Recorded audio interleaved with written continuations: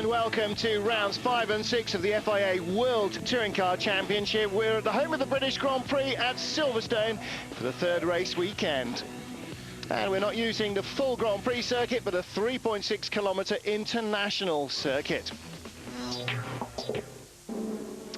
Well, competitive they certainly were at Silverstone. Gabriele Tarquini setting pole position on Saturday's single qualifying session. It's the first Alfa Romeo pole this season.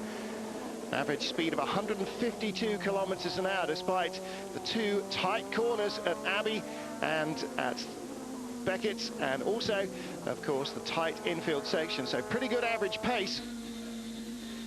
And he managed to beat off the best of the British drivers. James Thompson was second. Quickest, Fabrizio Giovanardi was third. Andy Priaulx, incredibly, in fourth place, despite giving away 70 kilos to the front-wheel drive Alphas.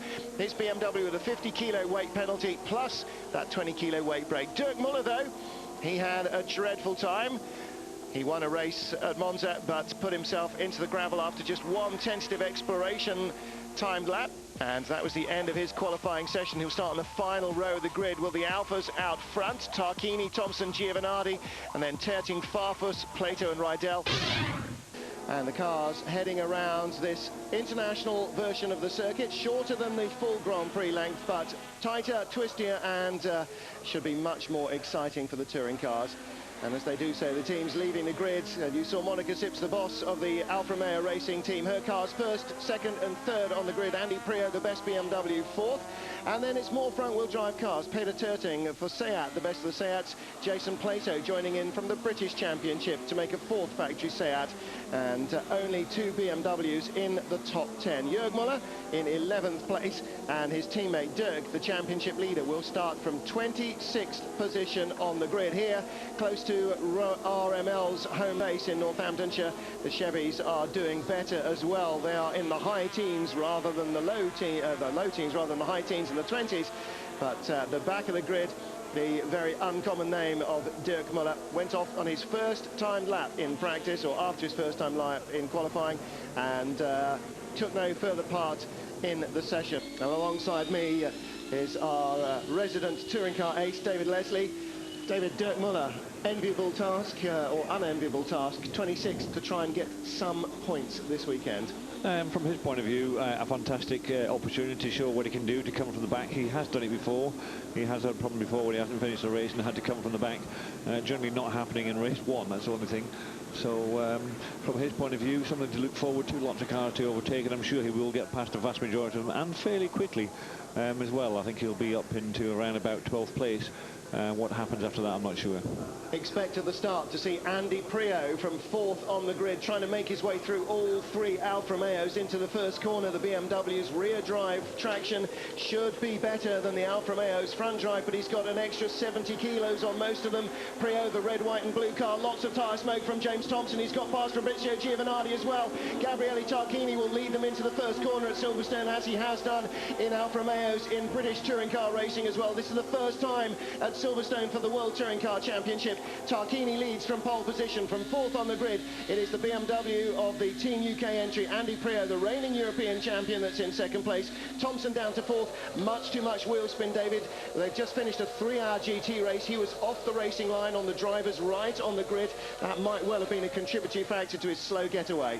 Yes, it certainly didn't get taken away very well. Lots and lots of wheel spin, lots of smoke, but here we see Tarquini accelerating away, getting good use in the very first laps, and the Alfa Romeo's already starting to gather up and bunch up and trying to squeeze Mr. Priaulx back already, and we did expect this, to be perfectly honest, and already two of them have gone past him down into the hairpin.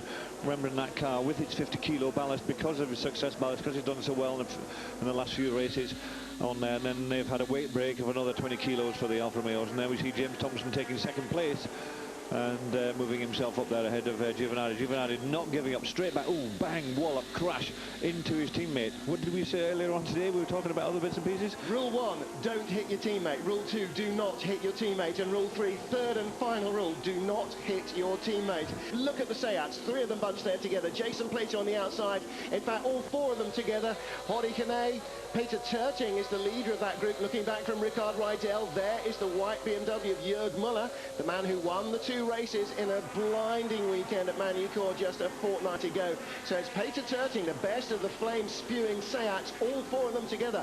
All 4 Alphas in team formation, a couple of BMWs, all 4 Seats in team formation. Not only are the cars prepared impeccably, but there is so little to choose between the drivers. The top 20 drivers in this championship, you could put them, any of them, into each other's cars, and within a day they'd be as quick as all of their rivals. The competition level here is just phenomenal. No, that's right, all the cars, doesn't matter whether the Alfa Romeos at the front or the Fords or the Chevrolets further back, they're all grouped together in bunches. They're all very, very close together. We see the BMWs make a fantastic start, and Garcia certainly also made a terrific start, because he was quite a bit further down. He was 9th off the grid, but we see him already up there into 6th place. Right behind Andy Priaulx a couple of minutes ago. Now the real interest at the moment is Thompson versus Giovanardi. This is the wing mirror camera on James Thompson's car. He's carrying 3 cameras for us.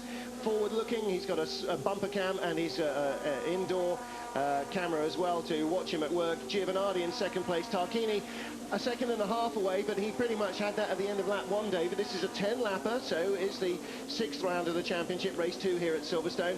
Independence Trophy, Mark Enrici leading. There is Ricard Rydell, and getting right up behind his teammates then. But the Alfa Romeo starting to stretch their legs. There is Augusto Farfus in 4th, and if Giovanardi doesn't shake a leg soon and get on with chasing down the race leader, there's going to be a 3-way battle for 2nd place, and that won't necessarily always end up in Giovanardi's favour. With Thompson and Farfus behind, it is a dangerous place to be. These tyres, they work very well up to a set temperature, and once they're over a set temperature, they do come to deteriorate fairly quickly after that. And I think that's what happened at Manucourt. Thompson dives definitely inside, a very difficult place to overtake there through Magnus and De Beckett. Well, and he managed to make it stick. Started because Giovanardi went out onto the grass on the Exeter Copse, carried a little too much speed. Thompson got alongside him. This is Maggots, turns left, go over the brow, right into Beckett, and then hard braking down into 2nd gear over the ripples, and Thompson getting a bang in the door for his thoughts. He won't worry too much about that. Comes from the British Touring Car Championship, where such overtaking manoeuvres are commonplace, and the results of contact are shrugged off. And indeed, Giovanardi has had plenty of years of elbows out racing as well with which to practice, but not so much traditionally between the teammates. However, Thompson now in 2nd, seems to be pulling away a little from Giovanardi. This is Dirk Muller, don't forget, started on the back row of the grid, right in front of him, Roberto Colciago's Honda. That's an incredible move, and the white car, that's Jörg Muller. Jörg Muller started in left. That can't be right. It is right. I've just been looking at the screen, and Dirk Muller's only 2 places behind his teammate Jörg. Dirk 2 places behind Jörg Muller, and they're now in 11th and 13th place with Colgiago, the Honda car in between the 2 of them. So Dirk Muller, as I said before, probably looking forward to, from a driver's point of view, getting up and passing so many cars. Not very good from a point of view of scoring points and bits and pieces like that. I did speak to Andy Priaulx during the week, and he was saying if he can finish in the top 8 in the first race, that will be a big bonus, knowing that he has the 50 kilos of success ballast on board, and the front wheel drives, all the front wheel drives, that's the Seats, the Fords, the Chevrolets, all been given a 20 kilo weight brake. So he knew that would be a big difference between himself and the other front wheel drive cars. And here he is. You can see him now very comfortably in 5th place, and behind there's Garcia with his queue of Seats right behind him, trying desperately, and now starting to get past. That's Tetring trying to get past Rydell is next up after that. Yep. And they're all sort of queuing up waiting to get past Garcia to try and move on. And they'll all go by now. Tetring gets his nose inside into bridge. He didn't stay alongside long enough for Rydell. He forced Garcia wide. It started at Abbey as Garcia just let him get his nose alongside, and Rydell queuing up as well to have a go. And inside Rydell, that is Jason Plato from the British Championship, and incidentally last year, and he hits Rydell in the door. Or is it the other way around? It's the other way around. Plato slides, holds it, but Horikane gets by, and there's Jörg Muller. This is the view back from Pluto to Jörg Muller. Goodness me, close stuff. What was rule 1 again? Oh dear, just broken it. World Touring Car Championship in action from Silverstone. Round 5 of the championship looks like being an Alfa Romeo benefit. Alfa Romeo's red cars 1, 2, 3 and 4 chased by Andy Priaulx, but here is the real battle with Antonio Garcia in 7th place, 8th place now, behind Peter Terting and Rickard Rydell's Seats, then Jason Plato, and then Jörg and Dirk Muller. This is the view, first and second. That is our race leader in front of us. We ride on the wing mirror camera of James Thompson's Alfa Romeo. There they are from the outside. Gabriele Tarquini 2 points ahead of Thompson in the championship, but Thompson the only Alfa driver to have won this year. Tarquini won 3 times last year as the reigning champion in the European Series and came 3rd in the standings. Thompson already has 1 win from the opening weekend at Monza, of course, the Italian race in this series. Well, next up after this, they go back to Italy, to Imola.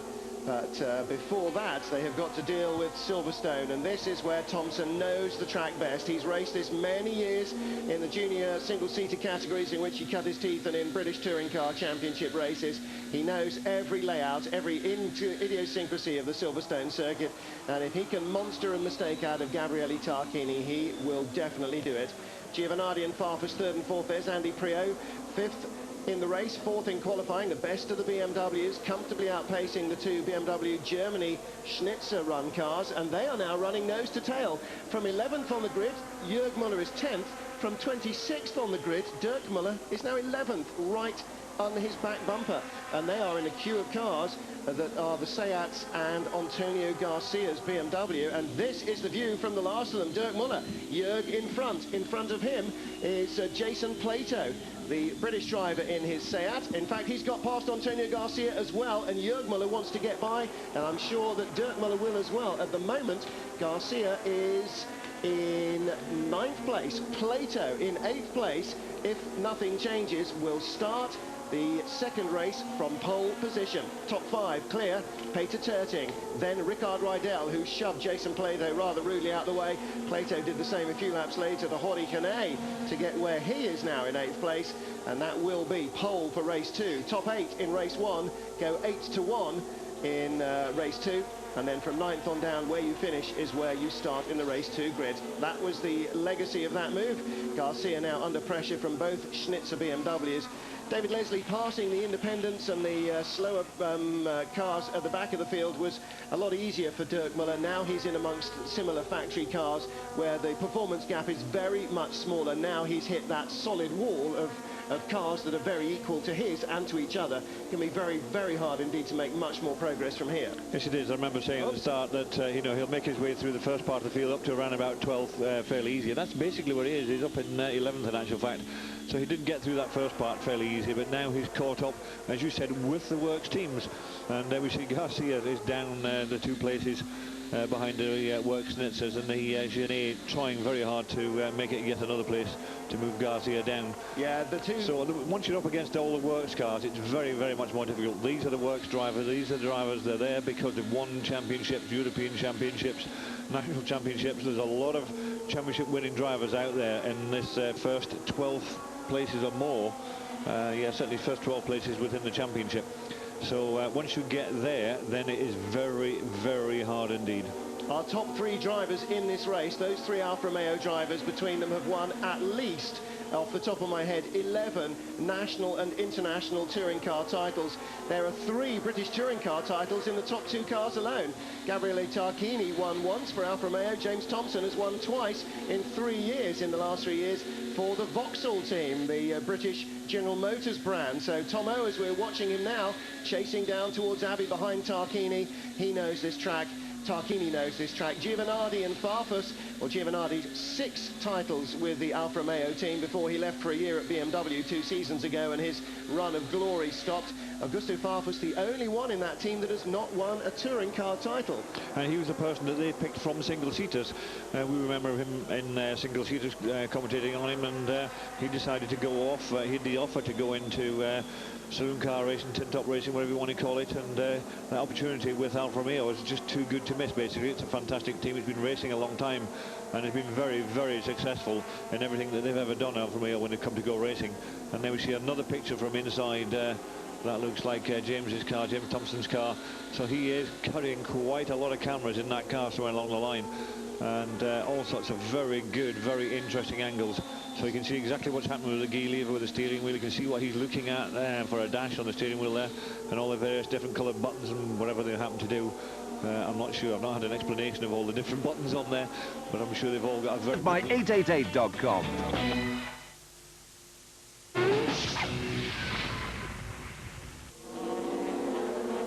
Peter Terting with Ricard Rydell. This for the honour of being the best of the SEAT.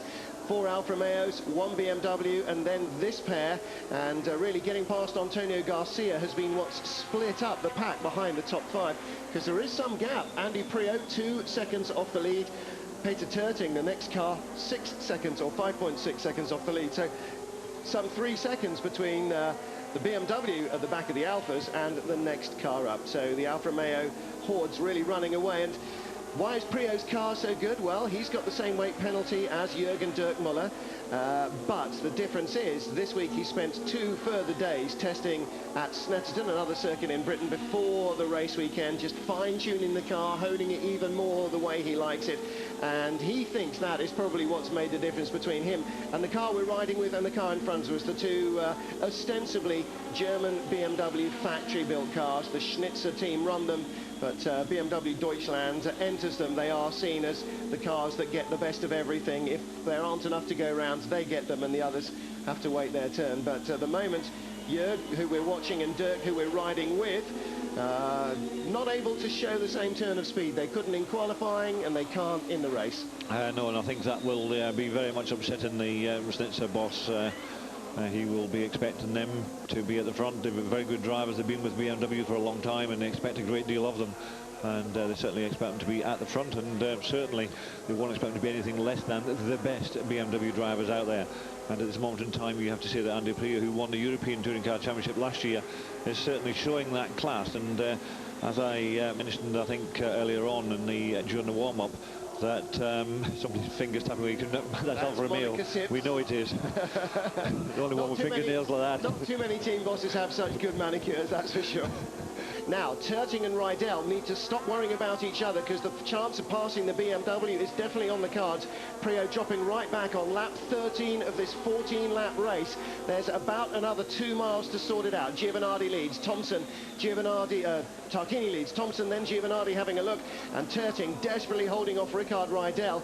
Don't forget, 8th place, Jason Plato, the 3rd of the Seats, will start on pole. Rydell will be alongside, Terting and Priaulx behind them, the way they are at the moment, with 4 Alphas behind Andy Priaulx at the start of race 2. How long it takes the Alphas to get past the BMW and the Seat might be an interesting question. 2 or 3 years ago, when the European Touring Car Championship started with these new Super 2000 regulations, the cars running to those rules now, Alfa Romeo was the car to have. We saw this all the time, every race weekend. 4 cars, 3 cars, however many they were running, all the red cars would be out front. If they started behind in race 2, they could pull out and drive by. And at the moment, Alfa Romeo are making Silverstone look like an Italian circuit. 1, 2, 3, 4. Monica Sips on the radio, giving her congratulations to them as they take the checkered flag. That is a very dominant result. And immediately, I can guarantee that BMW will go back to the FIA as World Superbike champion James Toseland is the man who throws the checker here this weekend. 1-4 for Monica Sips. BMW will immediately say, well, giving them a 20-kilo weight break on the basis of a very, very hot race at Magny-Cours was a waste of time and effort in everybody's light, and you should give them the weight back. Alex Zanardi's car backed out on the last lap into the gravel, and that is tough luck for him, because that means instead of finishing where he was racing, he will finish and start 4 from her. And it looked as though he had coming together with Robert Hoff. Robert Hoff was the Chevrolet driver. I think he's the only Chevrolet driver who was actually still running at that point on the circuit. We did see very early on one sitting by the side of the circuit off round the other side, so we reckon that was a coming together by those two. Yet both Larini and Menu seem to be out on the first lap for some reason.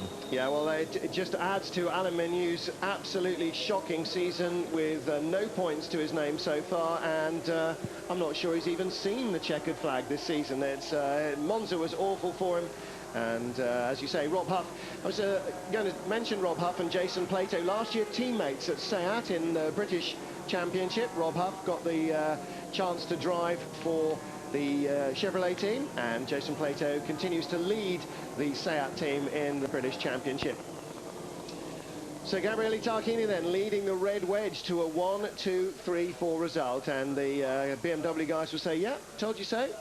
It was freakish weather conditions at Manicourt that allowed the BMWs to romp away from the front-wheel drive cars. The balance was pretty much fairly equal, they'll have said, and with 20 kilos additional benefit in favour of the front-wheel drive cars, what chance did we have of catching them? Well, that is the point of success, Ballast. If you win lots of races early on, you carry lots of weight, you slow down, you don't win so many races, and as you lose points, then you lose weight as well. And the winners of the subsequent races will pick up more weight. And it seesaws around, but hopefully over the long run of the 20 races, things will be fairly much even. And I have to say, this year, as last, the championship fairly well balanced between Alfa Romeo, BMW, and increasingly Seat getting their foot in the door when it comes to podium places, and now as well race wins. So Gabriele Tarquini taking victory, his famous Spider-Man helmet, the netting on the top. He designed himself when he started to go motor racing, because Spider-Man was his childhood favourite comic hero. James Thompson in second place, Fabrizio Giovanardi third, Augusto Farfus Jr. in fourth place, Andy Priaulx best rear drive car fifth, the only BMW in the top 8, as he was in qualifying, ahead of a phalanx of Seats. Then Jörg Müller, Dirk Müller from 11th and 26th respectively. Hodi Kane eased down to the back of that queue. Roberto Colciago ahead of Rob Huff. Top independent Tom Coronel ahead of Antonio Garcia. Tom's teammate Vali Makela in another of the GR Asia Seats was second in the Independence Trophy. So the front-wheel drive cars looking pretty impressive here in factory and privateer hands. We need to score a lot of points to reduce the gap with the BMW, and I think the team job was really good. I'm really happy about the Alfa performance, and I'm still optimistic about the future. And on the podium, chairman of the BRDC, British Racing Drivers Club, Jackie Stewart, triple Formula One world champion, handing out the trophies and his congratulations. Had a little bit of ribbing there with Tarquini from the amiable Scott. Tarquini, of course, long-time racer in the British Championship, so actually effectively almost a home win for the fans.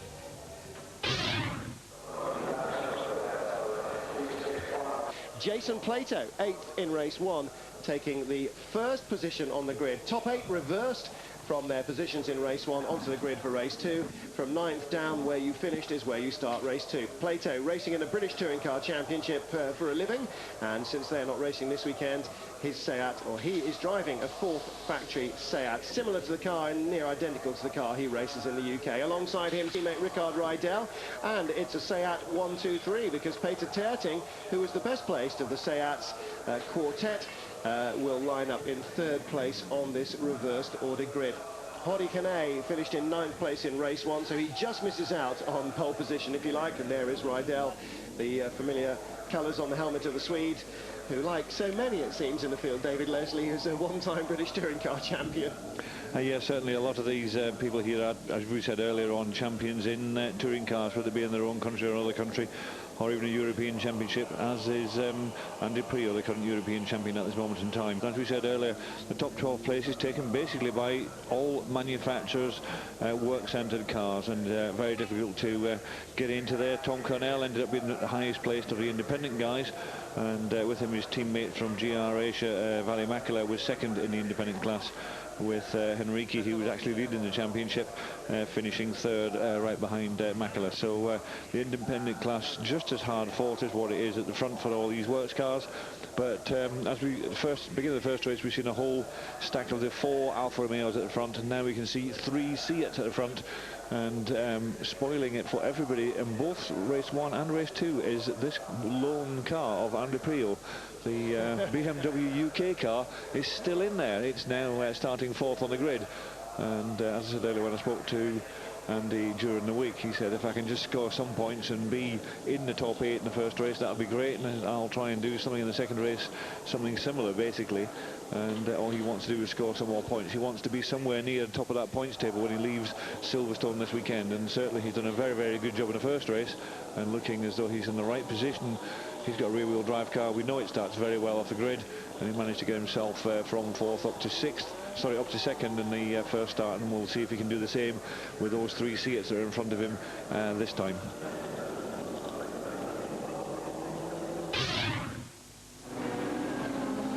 Our clerk of the course, Eduardo Freitas, is waving away the cars as they make their way around on this warm-up lap prior to race 2. Top 3 cars are Seats, BMW of Andy Priaulx, 4th as he was in race 1. Then behind him, 4 Alfa Romeos.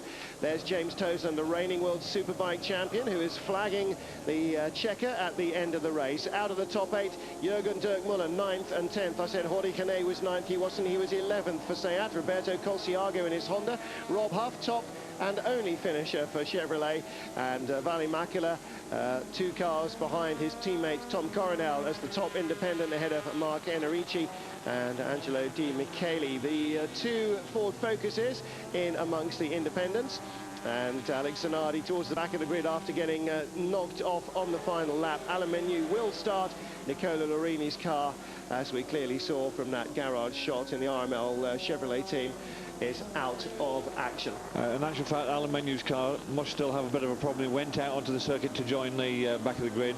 Something was obviously wrong and came straight back into the pit lane, and they have been working on it ever since. And as the cars went off in a warm-up lap, the Menu car has gone off towards the end of the pit lane.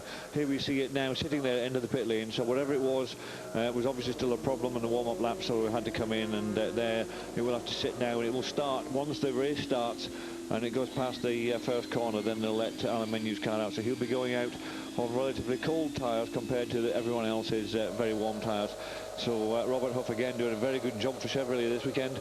He's turned out on top of the three drivers and as far as finishing positions goes, and certainly he's starting in a reasonable position on the grid this time to be able to try and make the best use of his car, whereas unfortunately Mr. Laurini has another bent motor car, and that looks like it could be the 3rd chassis replacement in 3 meetings. Bad news indeed. That really puts a big kink in the development program, never mind the budget. So Rob Huff and Jason Plato, we were cycling through the onboard cameras that we'll be using in this race. There's James Thompson, Rob Huff and Jason Plato. The relevance there, last year Seat teammates in Great Britain, this year factory rivals. Huff at Chevrolet, Plato staying on at Seat. Jürgen Dirk-Müller then just outside the top 8, just outside the points in race 1, but they must be hopeful at least of taking some points in this second race. Jason Plato, well, first weekend for Seat in the World Touring Car Championship, starts race 2 from pole. Can't be bad. Didn't earn it on qualifying speed, but earned it by being 8th in race 1. Alain Menu, well, is he getting the thumbs up from the marshal? Looks as though they are about ready to go. He will have to start once the field has gone by, so he will be at a big disadvantage, and points I think will be very hard to come by. The grid then, Jason Plato on pole, Ricard Rydell alongside on the front row, both in Seats. Peter Terting, the 3rd yellow bumper, that's a Seat. Andy Priaulx on the left lane, that's a BMW. You can just see the white nose poking out behind in the shimmering heat haze, the car of Ricard Rydell. And watch the BMW as in race 1 from row 2 of the grid. Away they go, and a little bit of a shunt on the driveline from all 3 Seat drivers. And despite a 70-kilo weight disadvantage, the BMW just rockets through the Seats, and Andy Priaulx has got to hope that the Seats hold up the Alfas for at least a couple of corners. And look at Jürg Müller. He has got in there as well in 5th place. He's getting the rub from one of the Seats. The yellow windscreen strip is Peter Terting. Alfa Romeo, the best of the Alfa, has got to be Tarquini. He's been pushed off. It's Thompson, the number 6 car. Is Thompson, Giovanardi rather. Yes, it was an Italian. He's been pushed off on the outside. Well, when you go around the outside into Maggots, David, and into Beckett's, you put yourself really at risk of being rubbed off the road, don't you? Yeah, it's the worst possible place to try and overtake somebody. The slightest little touch and be off on the grass is exactly what happened to Giovanardi. Off he went down into Abbey. You can see right down the inside, came Colgiardo straight into and hit Garcia. That was Huff. That was definitely a Chevrolet, so it had to be Huff. So that'll be Huff out of this race, and Chevrolet unfortunately having a very poor weekend. This their home circuit at Silverstone really are struggling, but the BMW here has got itself right up into a point scoring position. That's car 43. And Jörg Müller, what a start. 43 is Dirk. That is Dirk Müller, you're right. What a start from him, you're absolutely right. Yes, Jörg Müller obviously getting a little bogged down. I can't see his car anywhere. We'll have to pick it up as they come across the line where he's got to, but at the moment, riding on board with him, chasing the Seats. And Andy Priaulx leads lap 1. Ricard Rydell a second behind. Jason Plato third for Seat. Dirk Müller fourth. Peter Terting fifth. Augusto Farfus Jr. sixth. The Alfa Romeos have gone backwards in the second half of lap 1. And in seventh place is Gabriele Tarquini. Now, I wonder, did somehow Andy Priaulx manage to keep a complete set of tyres for race 2? Safety car is out. That's the very last thing that he needed, but it's good news for Dirk Müller because he'll close right up on the Seat, and when they get the rolling restart, he will be ready to pounce on Plato and Rydell in a heartbeat. Safety car is out. That's the stranded car of Rob Huff. There you can see Antonio Garcia's car, and they are being pulled off the circuit. But down at Abbey, clearly it is a very major problem at racing speed. Well, no option there, David, but to throw the safety car out. They do everything they can to clear the circuit. Jaime Puig there, the Seat team boss. Just look at the way that the rear drive car accelerates away from the line. Farfus smoking his tyres. What happened to Dirk Müller? There he goes at the bottom of the picture. Very slow getaway from Dirk Müller. I think he stalled. He simply didn't move to start with. To start with, when everyone else started to move, he was just not moving at all. So he's obviously had a major problem as Jörg off the start line there. Yeah, see Andy Priaulx in the middle. What we need to see is around the first corner, Jörg Müller found gaps where nobody thought there were any in his white BMW, because turning in, he's 1, 2, 3, 4, 5, 6, 7th on the outside of a Seat, and then he finds a whole host of positions, and here he comes. Great direction. That's a fantastic call on the shots there. And there goes Giovanardi off on the outside, but Müller coming up through the field as well.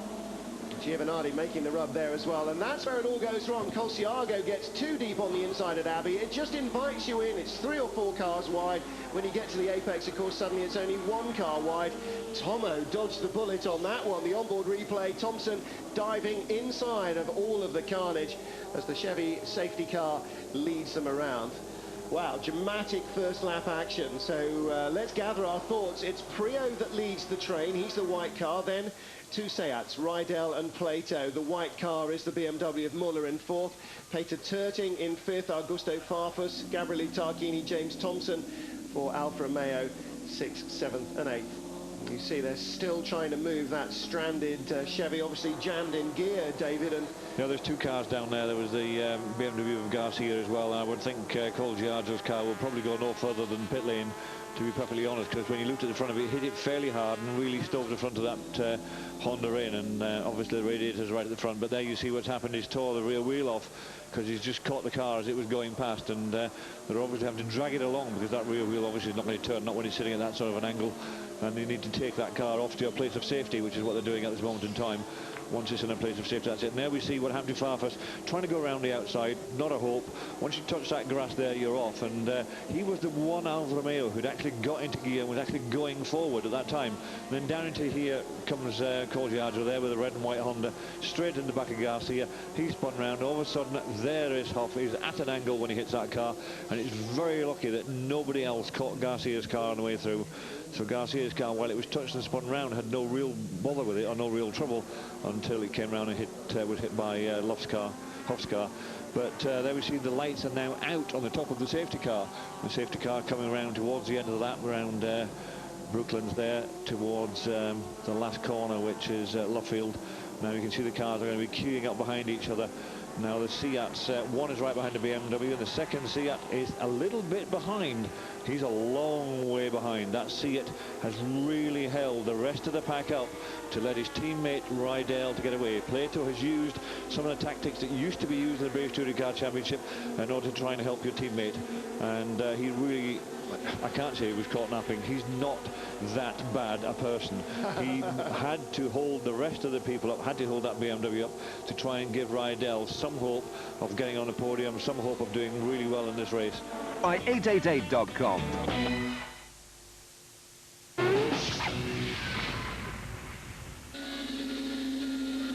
On board with James Thompson further back in the Alfa Romeo queue. Now, don't forget, these are the same 4 Alfa Romeos that were 1, 2, 3 and 4 in race 1, and not much has changed. So it kind of depends where you start at the moment, because overtaking in such a busy field is very hard, and Thompson is the recipient there of a good belt as Terting gets bounced up in the air, and that is one of the side effects, unfortunately, of very close racing between lots of cars. So they were 3 wide. Terting got bounced up, was it by Tarquini, and couldn't do anything about it. He landed and punted Thompson off, and I think the safety car will come out again, David, because right down there in the gravel trap at Luffield is not where you need a car to be sitting. No, it's not, but they do have what we call extraction vehicles here at Silverstone. So they have these tractor-like vehicles that will come out into the gravel trap, hook the thing up and try and pull the car out while the race is still going on, to try and stop too many safety car periods, because you remember, this is a short, sharp race. It's only 14 laps long, and it's no good having most of it under a safety car, so they'll try and pull it out, I'm sure, with the tractor rather than put the safety car out. The tractor hasn't got there. It's on its way across the gravel as the leaders come up to Abbey and down to Bridge Bend, looking back at Dirk Muller, and who was that coming hounding around the outside? There was an Alfa Romeo that was out braking himself. My goodness me. I think that must only have been Farfus. That was a huge approaching speed. So now they come down into the infield section at Silverstone. Crowded grandstands and the huge hospitality facility there. And look in between, Tarquini gets a little rub there, dives back down, taps Terting, and Thompson very dramatically bounced up into the air. You'd think it's quite hard to move a metric ton of motor car. Not so, apparently. That was a very dramatic moment there for James Thompson, ending up in the gravel, and that's where he remains. The car is still there, but they are clearly thinking that not many cars are likely to go off on their own accord there, and I think they're going to leave it. Priaulx, Riedel, Plato, BMW, Seat and Seat. Dirk Muller in 4th from 26th on the grid in race 1. Quite incredible that he might get onto the podium in race 2. It is. He wasn't expecting to go anywhere starting that far back, but he did get himself up to 10th place at the end of that first race, and that really was a dramatic drive all the way from the back. He got a little bit stuck when he got to the works cars at the front, but fantastic drive to be there, and now he's in a point scoring position, and Dirk Muller, I have to say, is doing an absolutely fantastic job. But up front you've got Andy Priaulx holding up Rickard Riedel, and here we've got Jason Plato holding up Dirk Muller. So Dirk Muller, having started the weekend very, very badly indeed, having no real qualifying time and have to start from the very back, his weekend is getting better as these 2 races carry on. Certainly is, and one of Dirk's most endearing qualities to a fan is his never give up approach. He could have been a rally driver. He's the sort of guy that if there's any moving gears and any moving parts, he'll try and get it to the finish line, and he doesn't normally leave his cars in that bad a state, it has to be said. But starting from the back of the grid, a lot of drivers would really have written off any chances. Dirk never writes anything off. I mean, he only lost the championship last year to Andy Priaulx on a countback on the number of race wins. He was the championship leader going into the last race, and Andy Priaulx managed to time on points, beat him on the number of wins only. I mean, Dirk Muller, bar 1 second maybe in the entire season, could have been the champion just as easily as Andy Priaulx. So, I mean, a phenomenal season from him, and that's the kind of grit and determination that it takes. And there again, he's putting in the moves, and Jason Plato being very robust indeed in his defence. We heard Max Mosley saying, as we interviewed him on Saturday, that generally speaking the FIA doesn't approve of contact, and the stewards of the meeting definitely will try and discourage it. But he said, you know, from my viewpoint, and really the FIA's overall view of it, is if it's not dangerous or unfair, it's touring cars, it's not single-seaters. You can get away with stuff, and Dirk again having a go, but that means that Farfus and Tarquini are right behind him, and that might be a problem for him in the next lap, because the Alphas are really starting to monster. Rickard is just hanging in there. He knows if he hangs in, he'll just try and get there without any mistakes, and as long as if Andy makes the smallest mistake at all, then Ricard will be in there. Ricard's had that one win for Seat last year. That was their first ever win in international touring cars. And we moved on now from the European Championship to the World Championship, and I'm pretty sure Seat are desperate to have a win in the World Championship, and Ricard sees it as an opportunity right here, right now at this Silverstone circuit. He's in a very good, very safe second place, and he'll wait and pick his time. He's got a few laps left to try and do it, and he's not in a hurry to throw it away. Peter Terting with the damaged rear end after a collision from Gabriele Tarquini earlier in the race that bumped him into James Thompson and Thompson into the gravel, just a corner back from where they are now. Dirk Muller behind him and Andy Priaulx defending hard there. And you're right, David, where they are on the circuit. Generally in a braking area, Rydell will be almost running into the back of the BMW because he stops so much harder, so much later, because he's carrying 70 kilos less weight in the car. 70 kilos, about 170 pounds. Is a fairly substantial weight. That's a pretty decent-sized female passenger alongside, and in a car that weighs around 1,100 kilos, it's not quite 10% of the weight of the car, but it's a good 5 or 6% more. It's starting to make a big difference to the way the car brakes and handles, and it's a puncture. Priaulx's got a right front puncture. No, he just simply locked up. He locked everything up into that corner. He went in there too fast. That 70 kilos we're talking about, he just too much weight. He couldn't get it stopped. Both front tires were locked up. Priaulx has got a puncture. He has got a puncture. It was definitely the wheel rim I could see there, and that may well be as a result of some debris from an earlier incident, or it may be just a result of the tyres completely wearing out. But I appreciate what you're saying, David. He did lock everything up, but yes, that was purely because one wheel wasn't doing anything at all. And that is the end of Andy Priaulx's chance of a victory, or indeed any points from race 2. But you saw the jubilation, didn't you, on the Seat pit wall? They're not hopefully going to have to wait until Oschersleben in, whenever it is, end of August this year for a boost. It looks as though they may get a race win at Silverstone. This is for second and third, and there is Priaulx's tyre running flat into the braking area. It cost him the race lead and indeed any chance of a top 8 finish or any points. And that's a real pity, because that was all Andy wanted to do, was score some good points, and he was in the perfect position just to keep in front of Ricard Rydell and make no mistakes, do nothing wrong. He's done nothing wrong, unfortunately. He's picked up a puncture from somewhere, got no idea where. It could have been any one of many things that would have caused it, but anyway, he's had that puncture, he's out.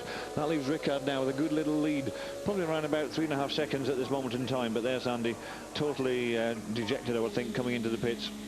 Absolutely, not a good place to be at the moment, and particularly with Dirk Muller now in third place and looking for second. This is Dirk Muller looking back from Jason Plato, and the Alfa's there as well, and that means that Gabriele Tarquini and James Thompson, although they are not in great point scoring positions yet, or Tarquini gets by as well.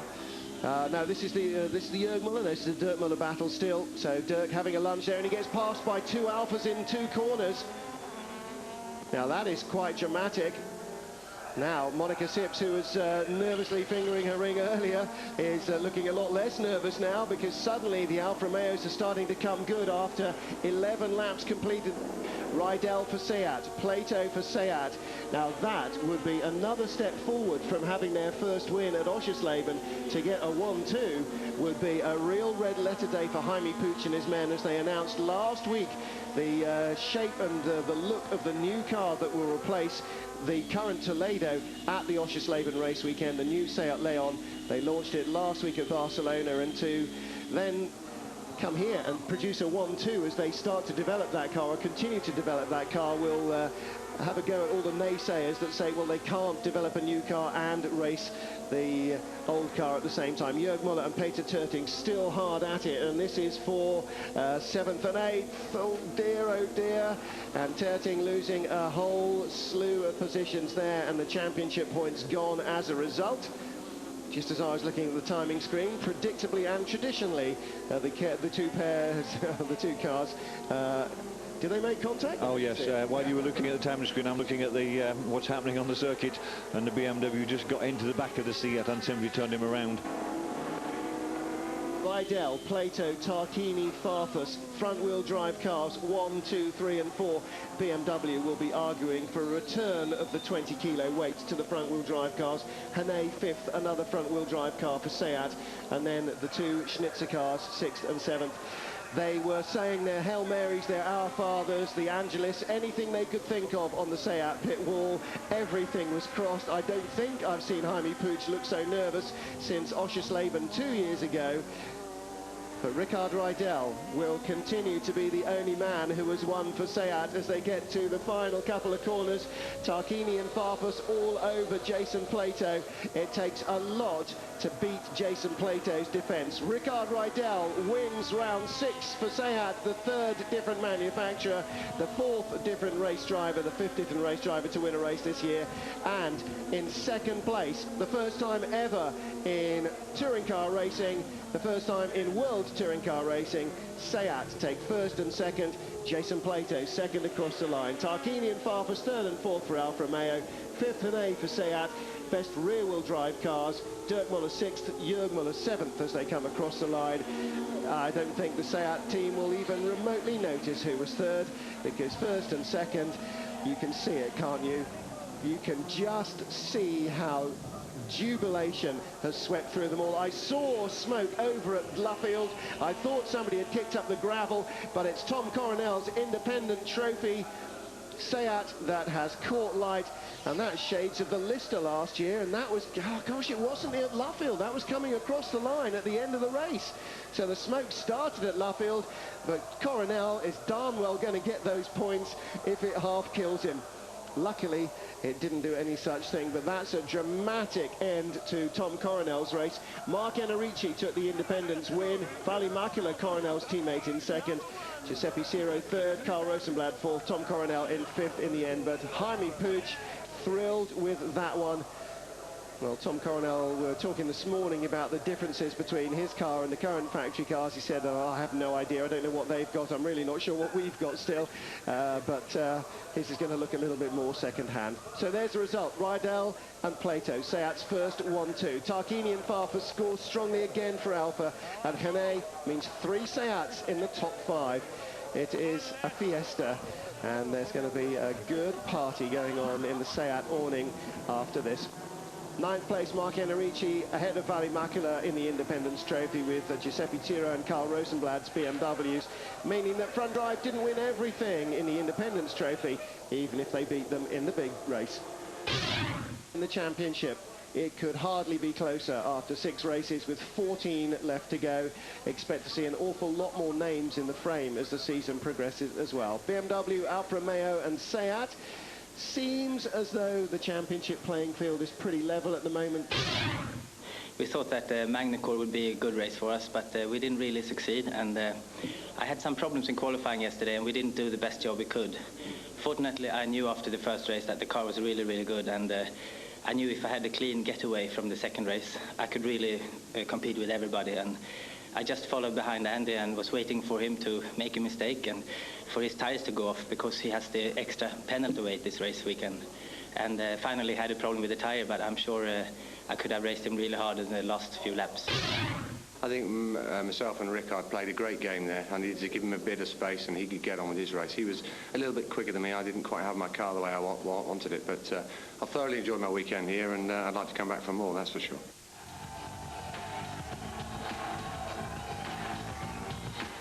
So congratulations once more to Riedel. Jaime Puig delighted to have not only a race win but a 1-2 as well so early in the season. And Rickard's wife overcome by it all. Good weekend for the Riedel family, no question. Next time out then, we head back to Italy for our second Italian race, and it is at the home of the San Marino Grand Prix, the beautiful circuit of Imola. That is going to be a hugely exciting touring car weekend coming up at the end of May. We'll see you then. Bye for now.